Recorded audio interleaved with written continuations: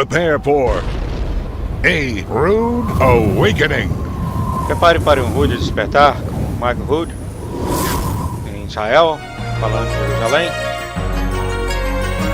Profecias das festas da primavera de Deus, o Bikurim, a oferta das primícias. Episódio 12.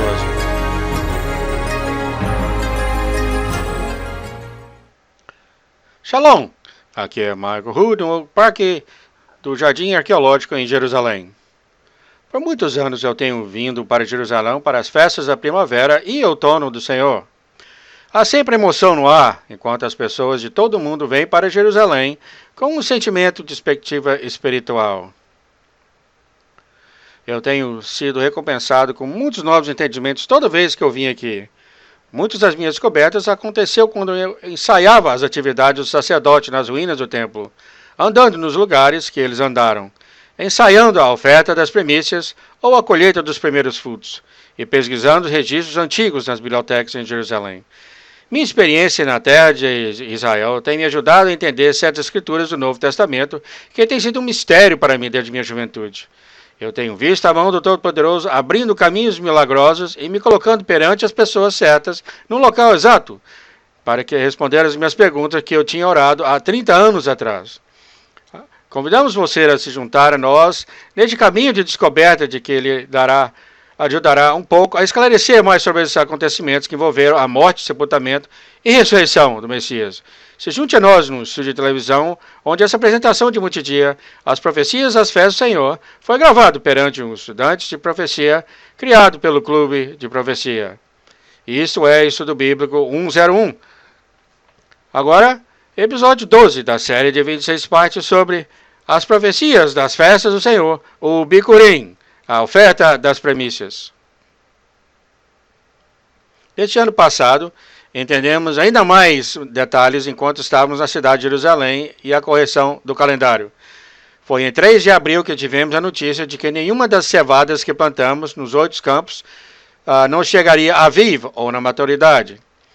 Nós tínhamos uma ideia que seria mais ou menos assim, porque nas semanas passadas a cevada não estava se amadurecendo e na realidade ela realmente brotou muito tarde do ano, porque não choveu muito na terra de Israel naquela época.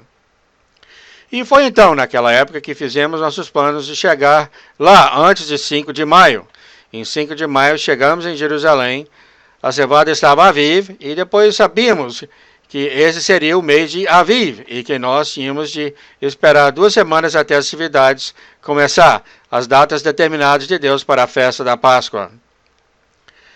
E o que aconteceu não foi um acidente, o que aconteceu.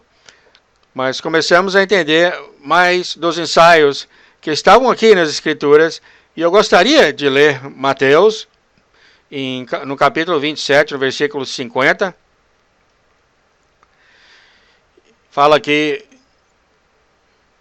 no versículo 50, e Jesus, clamando outra vez com grande voz, rendeu o Espírito. E eis que o véu do ventre se rasgou em 2, do alto a baixo, e tremeu a terra, e fenderam-se as pedras. E abriram-se os sepulcros, e muitos dos corpos de santos que dormiam foram ressuscitados. E saindo dos sepulcros, depois da ressurreição dele, entraram na cidade santa, e apareceram a muitos. E o centurião e o que estava com ele, guardando Jesus, vendo o terremoto e as coisas que haviam sucedido, tiveram grande temor e disseram: verdadeiramente esse é o Filho de Deus. E estavam ali, olhando de longe, muitas mulheres que tinham seguido Jesus desde a Galileia para servir. Entre elas estava Maria Madalena. Agora, essas escrituras são um pouco incomuns da maneira de como elas foram escritas, porque aqui fala que ele levantou, eles levantaram. Antes de tudo, quando teve terremoto e as rochas partiram, as sepulturas foram abertas. E depois ele começa a mencionar imediatamente os heróis que depois de sua ressurreição, eles também ressuscitaram. E falando de todas essas coisas bem aqui, fala da ressurreição dos santos sendo levados e está detalhando as coisas que ainda não aconteceu por 3 dias. É estranho nos acontecimentos consecutivos dos eventos acontecendo, porque nós ainda temos um capítulo e meio até termos a ressurreição do Messias. Por que isso? Porque fala que depois do terremoto e das terras partidas, das rochas batidas, as sepulturas foram abertas.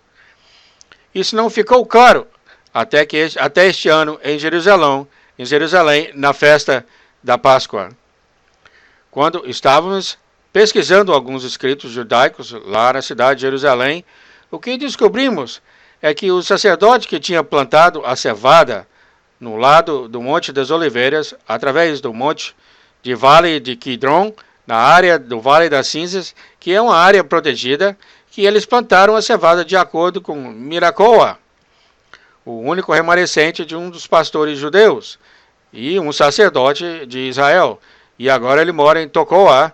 Ele disse, eles sempre plantaram a cevada no lado do Monte das Oliveiras e que eles faziam no primeiro dia da 8ª lua. Isso era quando os sacerdotes plantavam a cevada, porque logo através do monte do templo, porque eles podiam ir até lá e inspecionar a cevada para determinar se o mês era avivo ou não. Então eles poderiam ir lá e colher a cevada. Então isso era o local onde eles plantaram, que é do outro lado do monte do templo, do Monte das Oliveiras.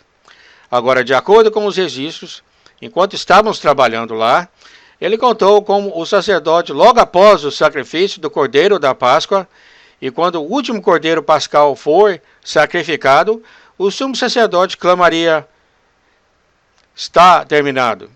Foi nessa hora que todos os cordeiros pascais eram tirados do monte do templo e eram levados para as casas, e eles eram colocados nos furgões antes do anoitecer.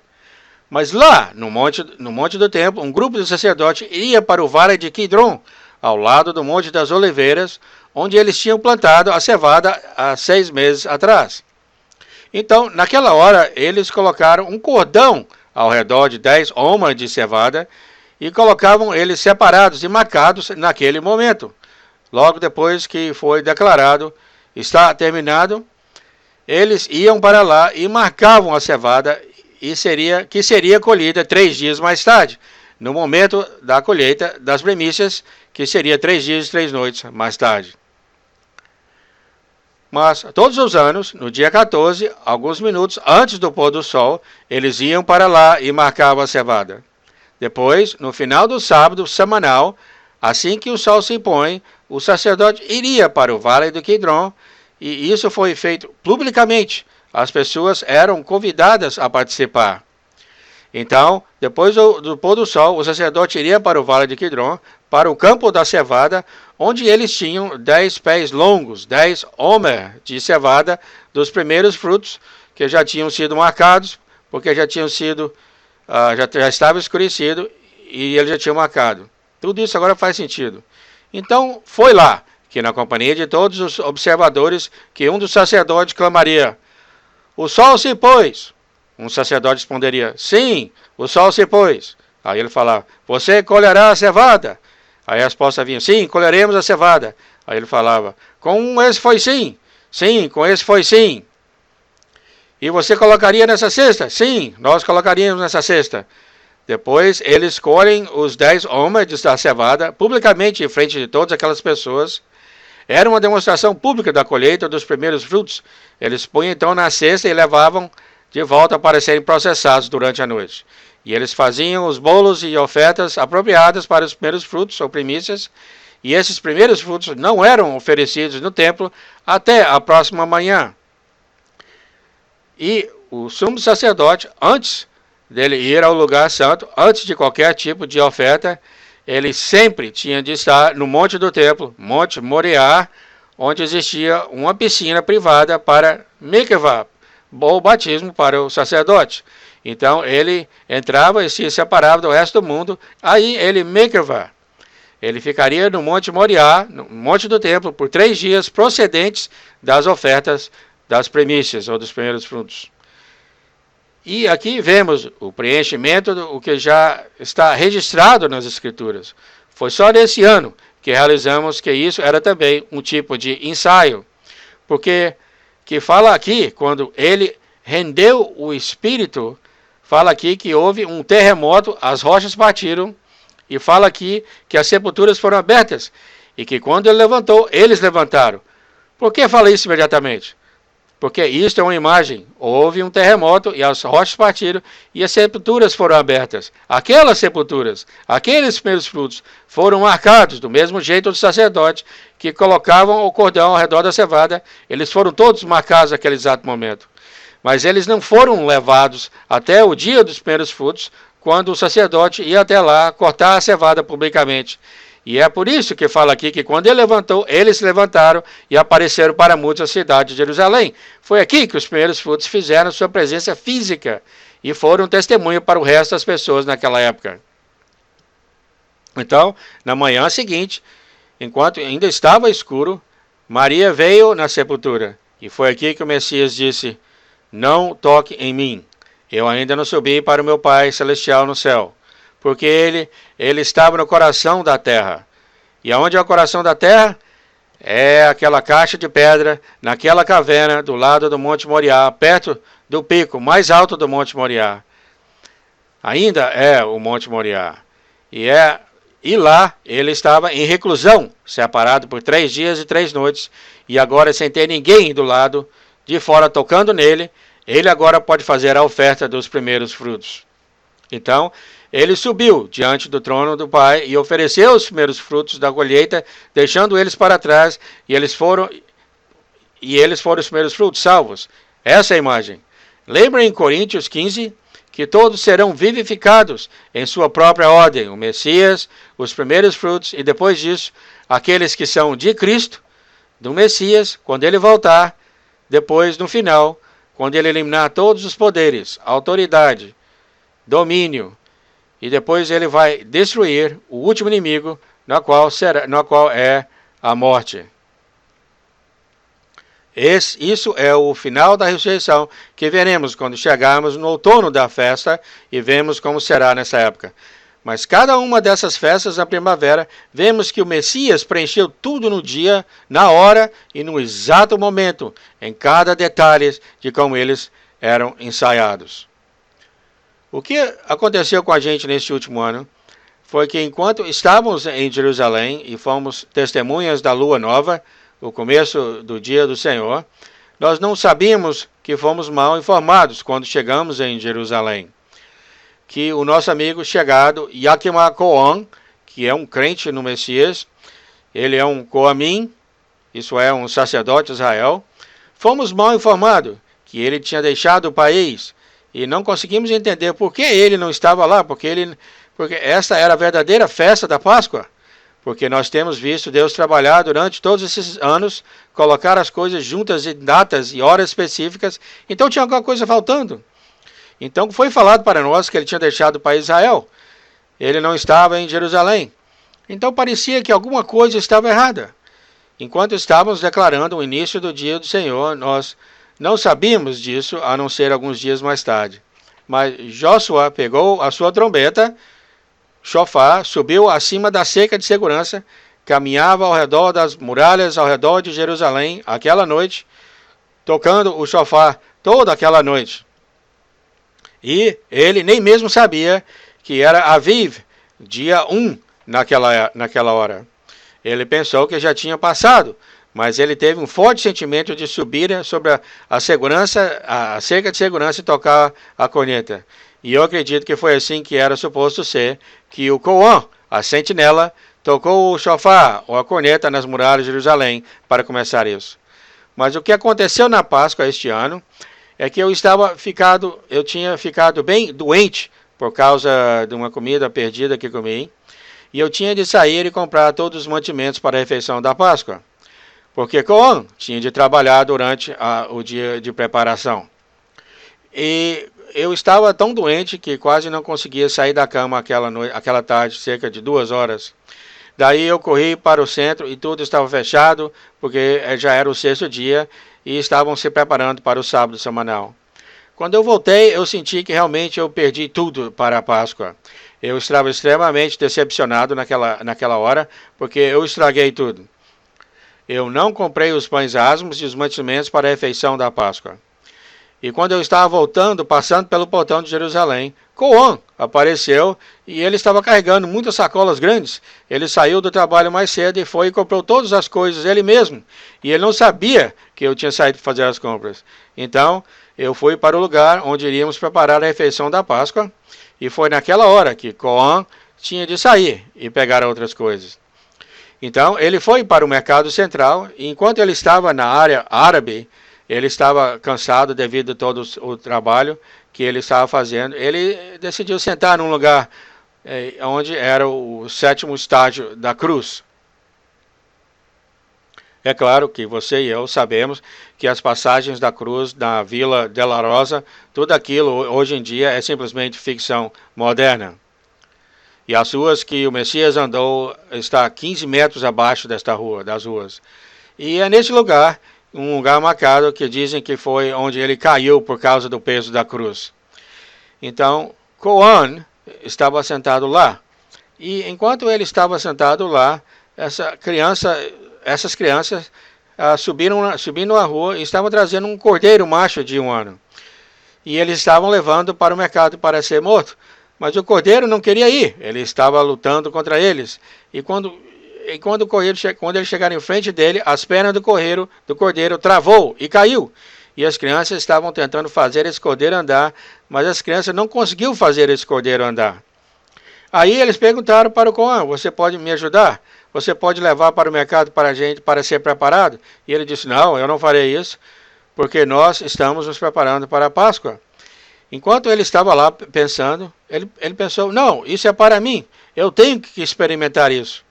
Então ele foi para lá e agarrou o cordeiro nos seus braços, e assim que ele fez isso, o cordeiro baixou a sua cabeça no seu peito e ele carregou aquele cordeiro para o matadouro, para o mercado. Quando Coan voltou de lá, voltou para o lugar onde eu estava preparando as comidas para a Páscoa, ele chegou pela porta e fedia muito mal. Depois ele explicou para mim o que tinha acontecido e falou desse incidente. Aí eu disse que esta era a hora exata onde os cordeiros da Páscoa eram levados do monte do templo levado para o monte do templo para o sacrifício. Esse é o dia 14, o dia da preparação. E o que ele acabou de experimentar naquela hora foi aquele cordeiro para o matadouro. Era a mesma hora que os cordeiros pacais estavam sendo levados para o monte do templo há 2000 anos antes. Ele tomou banho e quando ele voltou, ele tinha um pombo branco na jaula. A criança, cujo nome was Minora, tinha acabado de pegar esse pombo branco nas ruas de Jerusalém.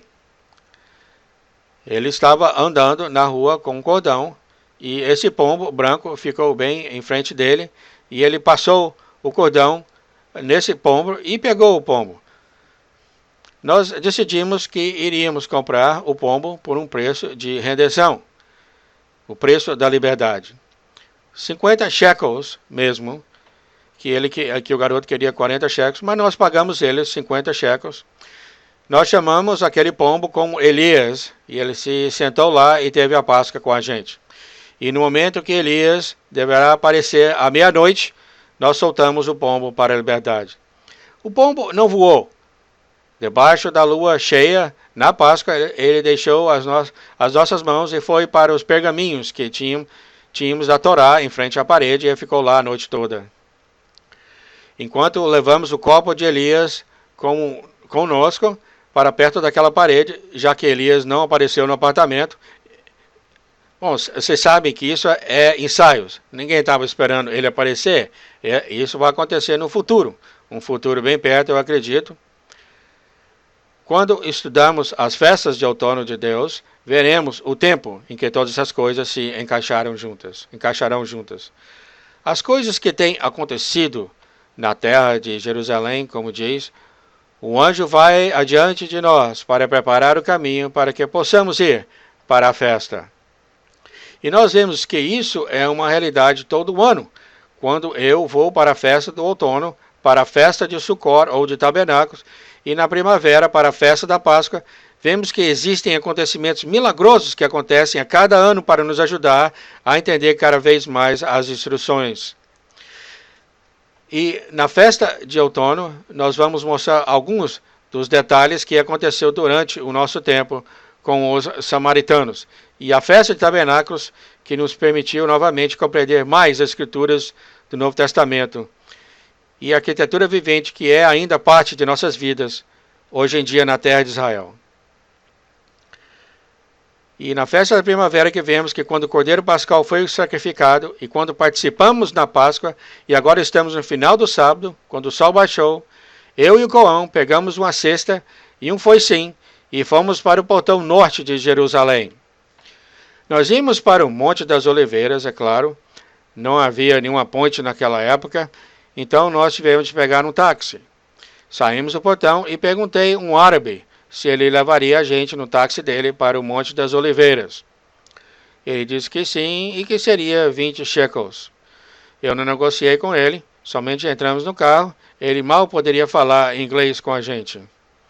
Então, chegamos lá, havia uma rua que se dividia, e todas as pessoas que iam para o Monte das Oliveiras pegavam a rua para o lado direito, mas nós íamos para o lado esquerdo. Quando eu estava prestes a falar para ele para virar para a esquerda, ele imediatamente virou o carro para a esquerda. Então não precisei falar nada. Agora, toda vez que eu fui para lá, nessa área onde plantamos a cevada, toda vez eu me perdia. Nunca fomos capazes de chegar lá direto. Então, enquanto sentávamos no táxi, passávamos pelo Monte do Kidron, no próximo monte, e eu estava olhando para o lado direito para ver onde tínhamos de virar. Mas antes de eu falar, vira aqui, ele virou e depois falou para mim, eu sei para onde você está indo. Eu não falei nada mais. Ele entrou na Rua da Terra e depois foi para uma rua cheia de capim e levou a gente exatamente para o lugar que queríamos. Eu nunca fui capaz de ir para lá sem me perder. E ele não tinha a mínima ideia para onde nós estávamos indo. Ele simplesmente levou a gente para lá. Então, no pôr do sol, eu falei para o Coan, o sol se pôs. Ele falou, sim, o sol se pôs. Aí eu falei, você colherá a cevada? Ele falou, sim, colheremos a cevada. Com esse foi sim. E ele falou, com esse foi sim. Colocará nessa cesta? Ele falou, sim, colocarei nessa cesta. E assim foi que colhemos a cevada no Monte das Oliveiras aquela noite. Era 1h da manhã e já era hora de voltar para a cidade de Jerusalém, porque queríamos ensaiar a oferta de primeiros frutos na próxima manhã. Novamente, o que estamos fazendo é somente um ensaio. Não é nada oficial o que estamos fazendo. Mas na hora de voltar, eu orei porque nós pegássemos uma carona no caminho de volta. Então, enquanto estávamos descendo nesse caminho, eu percebi que precisaríamos de uma carona mesmo, não descendo no monte, mas realmente subindo no outro monte. Quando chegamos embaixo do monte, eu e o Coan estávamos conversando. Já era 1h da madrugada e de repente vimos um carro vindo na distância. A luz de ré se acenderam e ele começou a andar de ré para onde nós estávamos. Nós estamos no território árabe e eu peguei o meu forcinho, minha faca do meu lado para me proteger.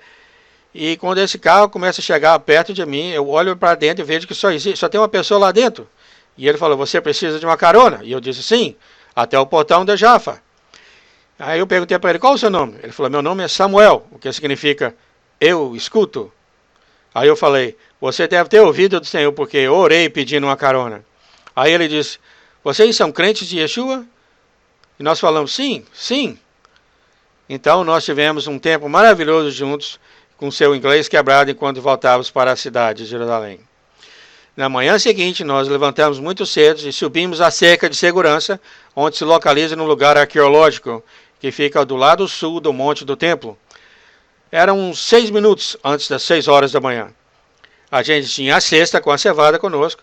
Na medida em que estavam subindo e chegando perto do portão triplo, então vi que havia policiais militares e que eles viram a gente indo para o lugar arqueológico e agora eles estavam vindo atrás da gente.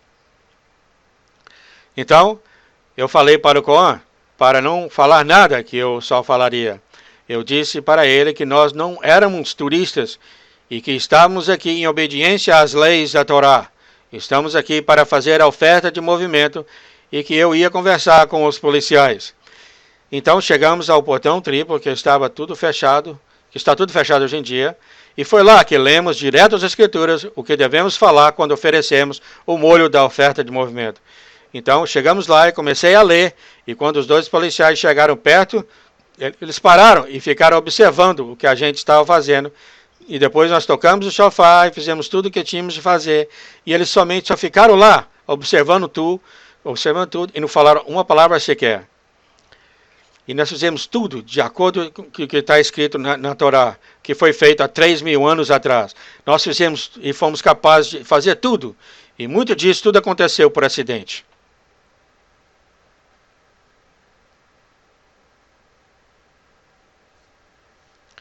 Se você, como eu, gostaria de saber o que aconteceu com todos aqueles santos que foram vistos por muitos na cidade de Jerusalém, espero que o ensaio da oferta de movimento dos primeiros frutos lhe deram as respostas que estava perguntando. Do mesmo jeito dos primeiros crentes que agora estão na presença do mais santo, nós podemos ter a confiança que na ressurreição do último dia nós iremos também vestir um corpo incorrupto. Um dia, o capitão de nossa salvação será revelado no céu com seus anjos poderosos. Ele derrubará todos os tipos de poderes, governação e domínio. Ele governará a terra com uma vara de ferro, e todos aqueles que resistem dobrarão seus joelhos para Yeshua. Até aquele dia, nós temos poderes e autoridade nele, porque ele preencheu a festa de Shavuot, a festa das semanas, ou Pentecoste. Aquele poder revestido com o Espírito Santo estará conosco e dentro da gente até o dia que ele nos chamará para a sua casa. Convidamos você a se juntar a nós novamente para a próxima vez do episódio 13 da série de 26 partes sobre as profecias e as festas do Senhor. O Messias preencheu Shavuot, Pentecoste. Eu sou Mike Hood de Jerusalém, dando-lhe shalom, paz. E eu vejo vocês quando a fumaça sumir.